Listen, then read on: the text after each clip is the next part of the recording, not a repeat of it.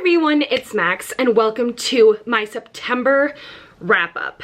First, before I get into this video, I have hit 100 subscribers and I just want to thank each and every one of you for subscribing and your comments and all of just the amazing feedback I've gotten. I appreciate each and every one of you.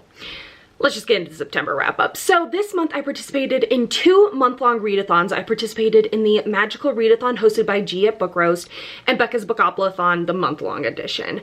And I killed it. So the Magical Read-A-thon, you had to follow a path and a map.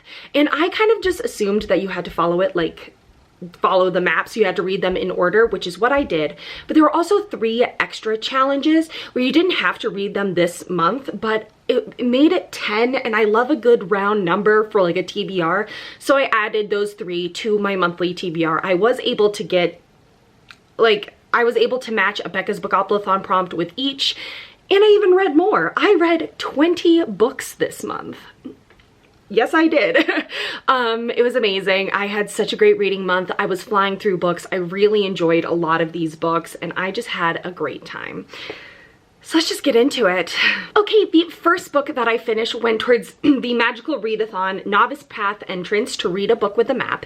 It did not go towards anything for Becca's Bookopoly-a-thon, but that was The Heroes by Joe Abercrombie. There are actually a lot of maps in this. There's a map at the beginning of each day that shows like where people are in the battle, but let me just at least show you one map. Here's the first map, and then as the book progresses, there are characters in here and it shows them in different places, which was such a cool idea. But this is following multiple people. It says 3 men, 1 battle, no heroes. We definitely follow more characters, but I guess it's 3 main male characters during a 3-day war. And we have 1 female main character and she was so great. I loved her point of view, but honestly, didn't really care about anyone else's. I wanted to enjoy this, especially after loving Best Served Cold last month, but I just didn't. I found it pretty boring. There wasn't any character development. There was barely any plot. It was just them fighting this war, and that just didn't feel like enough. So I ended up being pretty disappointed, and I gave it a 3 out of 5 stars. The next prompt was Ashthorn Tree, a book that keeps prompting me, and I went with Red Country by Joe Abercrombie. This also didn't go towards a Becca's Bookopoly-a-thon role, but the whole series kept tempting me after I read and really enjoyed Best Served Cold, one of the best books I've read so far this year, that I was really hoping that this trilogy would be different. It was not. So in this, we do follow a woman main character whose siblings are kidnapped, and she and her stepfather travel to try and find her siblings. And I loved the premise. I really did like our main character, but other than that, it just did not go well. The plot was pretty boring. It was pretty convoluted. It just it almost seemed too simple in some ways, and it just didn't feel like a series end.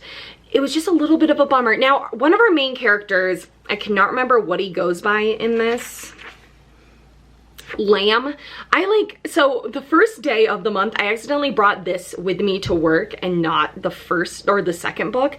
And I looked up if it was necessary, and people were like, yes, because you don't know who Lamb is if you don't read the second book. And that's not true. Lamb is referenced in the second book, but it is more you should read the first trilogy before this book to know Lamb and to know who he is and what he's done. And I was so happy when we found out who Lamb was. It was who I was hoping it was gonna be, because he was the only character I liked in the first trilogy.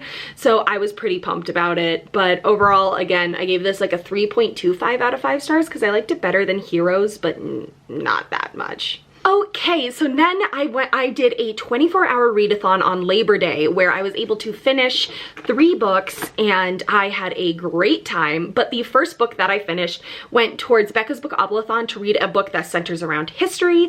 And then also for the Magical Read-A-thon, it went towards Mists of Solitude to read a standalone. And for this, I went with Fatal Throne by multiple authors, but it is about the 6 wives of Henry VIII. Each author wrote a different queen, and it just kind of does little recaps about each queen. I didn't love it, but I think if you haven't learned like that much about the wives and you want something that kind of introduces you to like this history and everything, I think this would be a good choice, especially like young adult. I've read a lot about these wives, and so I knew like everything that was put in here. It felt pretty childish. Honestly, I found a couple discrepancies where I was like, that's not true, like that didn't happen, which is a little bit of a bummer.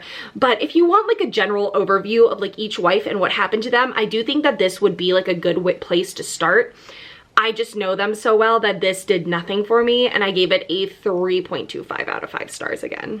The next thing that I read was a short story. I was going to try and do a full-length novel, but then Hoopla wasn't letting me like borrow it, so I couldn't do that. And then I wanted to do a graphic novel, but Libby like confused me because it updated recently and it was only showing that I could read it on my Kindle, but I have since found out like where I could read it through the Libby app. And so I just picked up a short story that was on my Nook library that I have read before called Bring Out Your Dead by Katie McAllister. And this went towards Ruin of the Sky to read a book that centers around ghosts, haunted houses, or the supernatural. And in Bring Out Your Dead, we follow a girl who has 2 souls, and she is babysitting for a vampire's child when another vampire is looking to like kill that child. And she also runs a support group for zombies, trying to be like, no, you can be vegetarian. And she has a ghost friend. So it like encapsulated all of them. Supernatural with the zombies and the vampires, a ghost, it all worked out. It's a fine short story. I like her longer fiction a lot more, but it was fine. I gave it a 3.5 out of 5 stars. The next book that I picked up for the Magical Read-A-Thon was Obsidian Falls to read a thriller or a mystery, and that was A Red Rose Chain by Seanan McGuire. I love the October Day series. Like, I love them so much. This is the October Days book that I read for September. I just finished the book that I'm reading, that one of the 2 books of the series that I'm reading in October. Enjoyed it. It wasn't my favorite, but I did enjoy it, and now I'm picking up the next book. And so I'm just like so in love with this series. It is so great. It is exactly what I wanted from like the Harry Dresden files, but like a badass female main character, a great romance, some awesome side characters. I did enjoy it, and I gave it a 4 out of 5 stars. All right, so that was it for the books that I read during the 24-hour read-a-thon, but because I read all of those books in one day, I decided to make that week centered around LGBTQ plus reads. I was able to finish 4 books, 3 of which were on my monthly TBRs. One of them I was able to just put in. I was very excited about it. But the first book that I read was The Ruthless Lady's Guide to Wizardry by C.M. Wagoner. This goes towards the Magical Read-A-Thon, an extra prompt, which is to read a book either set in the woods or the city. This, I wasn't sure, because the book that this is the sequel to, there were 2 points of view, one of which took place in a city, one of which took place in the woods. So I was like, it could be either, and it definitely was the city. And so which honestly makes sense for my character, so we're good. This took place in the city, and it also went towards Becca's Bookathon to read a cute book. And I'm talking about the cover, because how pretty and how cute is this cover? I mean, the purples, the pinks, I mean, like, you know, the birds, there's birds, there is a spider, but ignore that. And this honestly let me down. I loved Unnatural Magic, which is the first book in this duology or series. It's gonna be on my top books of the year, but this just let me down. This follows the daughter of one of the main characters of the last book, and she is hired, well, okay, that's actually like one of the like the love interests, but our main character is a thief who is hired to protect, but she also has magic, and she is hired to protect a noble woman on her way to get married, or on her way to like her honeymoon, and people are trying to kill her. And like, it was okay. It had an interesting premise, but I feel like it went in so many directions that didn't actually contribute towards like the main plot, where I was just like, what does this have to do with like anything that's supposed to be going on? It felt like they were just like, oh, let's do this, oh, let's do this, oh, let's try this, and then it all gets wrapped up, but nothing connects to each other. And well, that's nice that you're able to do all of that, like, good for you, but it just didn't feel cohesive, so I gave it a 3 out of 5 stars. And also, the first half I really didn't like. The second half I enjoyed more, but just together it didn't work out. The next book, actually I think this is the first book that I finished, was my audiobook, and that went towards where I want to live in the magical read-a-thon world. And I did a dark academia for the library country, which is like an underground library. It's super secretive. And I went with A Lesson in Vengeance by Victoria Lee, which is about a girl who comes back to her boarding school after the year before her girlfriend died. It was okay, pretty predictable except one instance, and like there was just some issues where we definitely had an unreliable narrator, which I'm fine with, but like this thing just stands out, and it shouldn't, but it just does, where the main character and the author are in this little secondhand shop, and there's these marbles, and our main character's like, oh, I remember when I was young being at my grandmother's beach house and she had these marbles in this bowl. And then later, like, she's talking to a different character who the character's like, oh yeah, my grandma's dying. She was like, oh, that's a bummer. I never knew any of my grandparents. So I thought like, oh, does that mean something? Is that supposed to mean something? But then later she brings up the marbles again. So I'm just like, okay, so it means nothing. The author misspoke, or I don't know. Like, it just like, I don't know, like that annoys me so much. When you already have an unreliable narrator, everything you put in has to be for a reason. And if there is a mistake like that, like you're gonna make people look into it. At least I did. But it just like, it makes me think, okay, so this is an unreliable author instead. And that's not what you want in a book. So I gave it a 3.5 out of 5 stars. The writing, like it was spooky, the atmosphere was really good. There was a twist that I enjoyed, but overall, it was just kind of average. And that also went towards Becca's book Read-A-Thon, to read a book with LGBTQ plus characters or themes, which any of these books could have gone to, but anyways. And then the next book that I read this week was for the magical read-a-thon for a character, and I wanted to be an Iltirian. It's kind of like a vegan vampire, so like they're basically vampires, but they don't drink blood. Just everything else about them makes you think vampire. And and they usually work in that library. So I wanted the library, I wanted the vampire, and so for that prompt it was to read a book with a crow on the cover because they can shapeshift into crows, or a book with a red cover. And I went with Master of One because there is a fair amount of red on the cover, and this is by Jada Jones and Danny Bennett. And this follows a thief who, before the beginning of the book, is taken by like these nobles, and then at the beginning of the book, like they task him with completing these tasks to find these 6 Fae relics. Turns out the Fae relics are people, and he is one of them. Honestly, this should have been a series where like all of the characters had stuff that happened before the book started that could have made a really interesting first book. Like our main character is searching for this Fae like treasure. Our other main character, like he deserted like during the fight against like this noble family, and then our other main character is one of the people in that noble family. Like so many things could have happened in the last book that would have been really interesting and led well into this being a sequel. So like in my vlog, I kind of like outlined it where I was like, okay, here's what would happen, and it leads to this, it leads to this, it leads to this. So definitely go check that out, because I think I have something where it just like each character could have had their own plot line in the last book, and you're wondering, okay, for most of them, why do they connect? Like why are we following all these characters, which then would make sense into this book, because they're all the 6 Fae relics. And then either it ends with this one, but I don't think so. I think it ends with them all like finding each other and coming together. And then the next book is like the climax, where they find out that there's supposed to be a weapon to destroy this queen's enemies, because there's a plot that there's a revolution that's trying to overthrow the queen, and so the queen wants to use them. And so like just make each book shorter than this and you could have a really strong trilogy.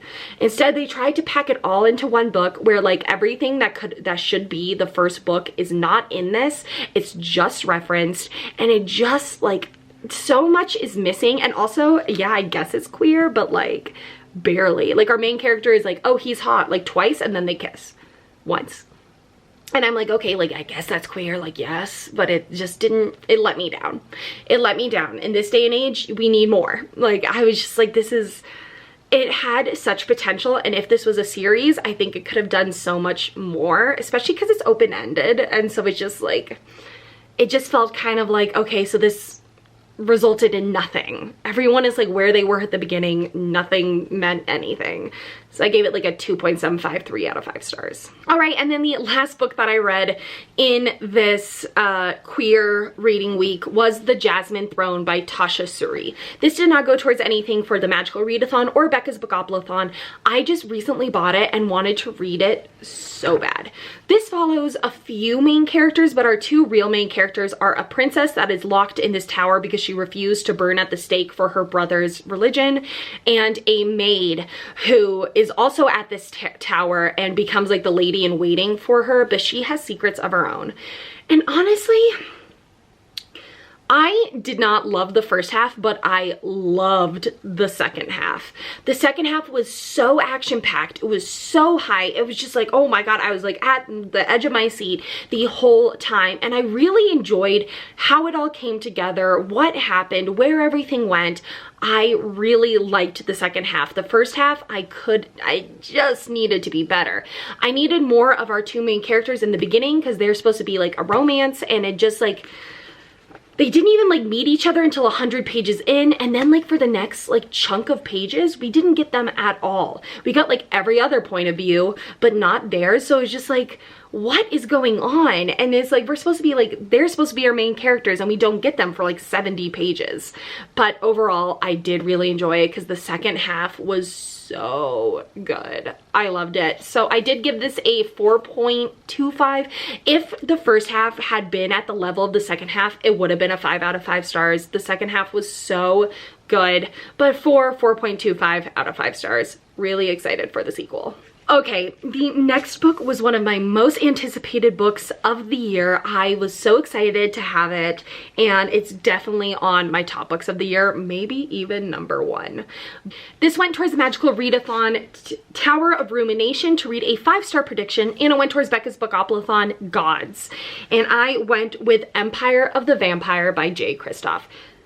Now, I got the first 400 pages of this in August and loved it. So I only had 330 pages left, but after those 400 pages, I was like, this, like, it's gonna be in the 4-star range, and it stayed 5 stars. This takes place in a world where the sun is dying, and so it's basically post-apocalyptic, but because the sun is dying, it is not strong enough to keep the vampires at bay. So vampires are now ruling everything.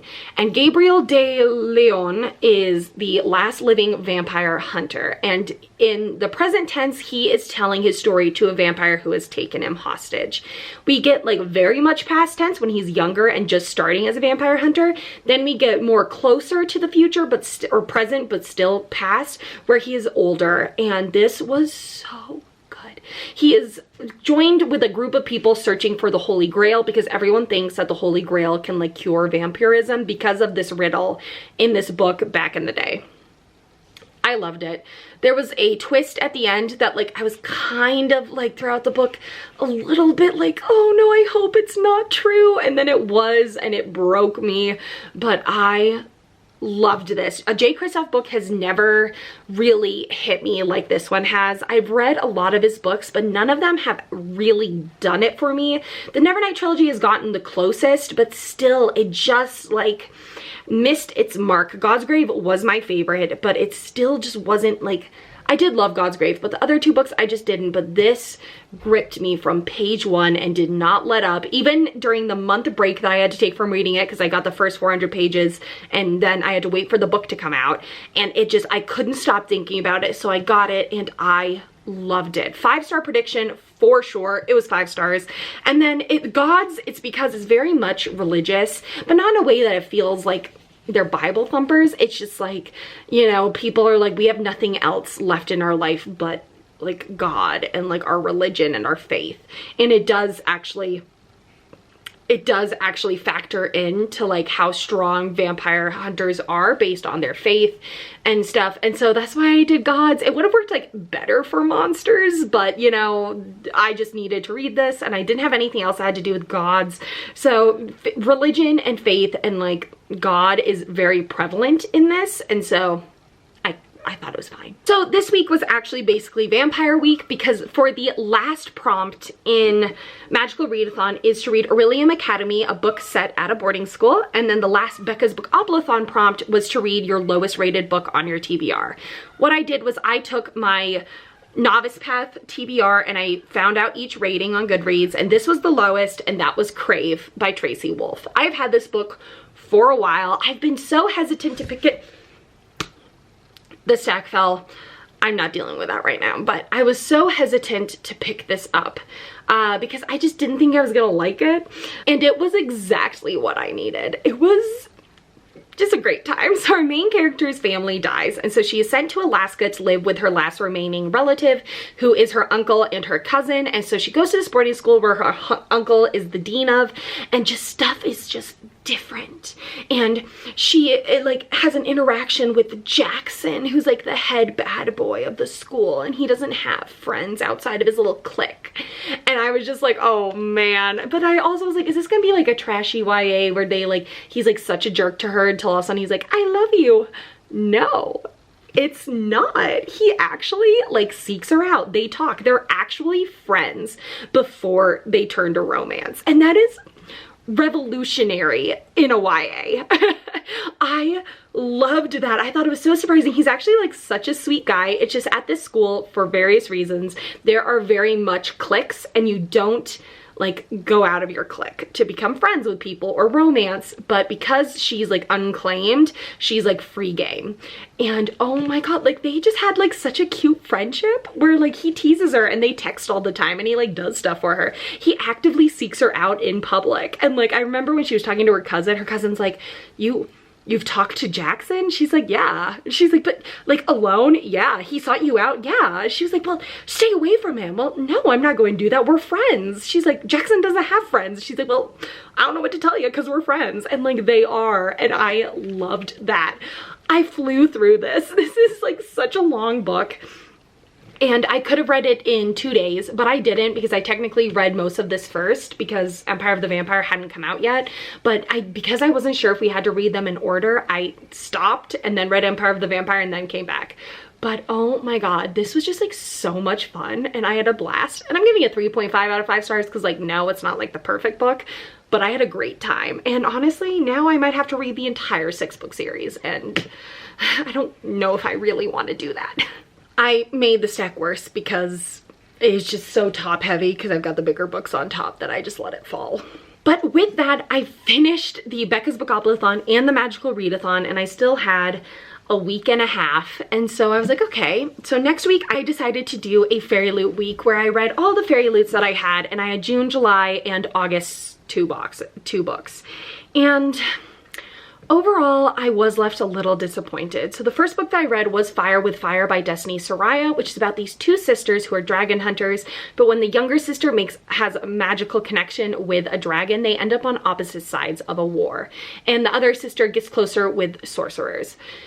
Now, I really liked our younger character, definitely main character's story. So the girl who connects with the dragon, I really liked her story. I didn't care about Eden's story, her older sister.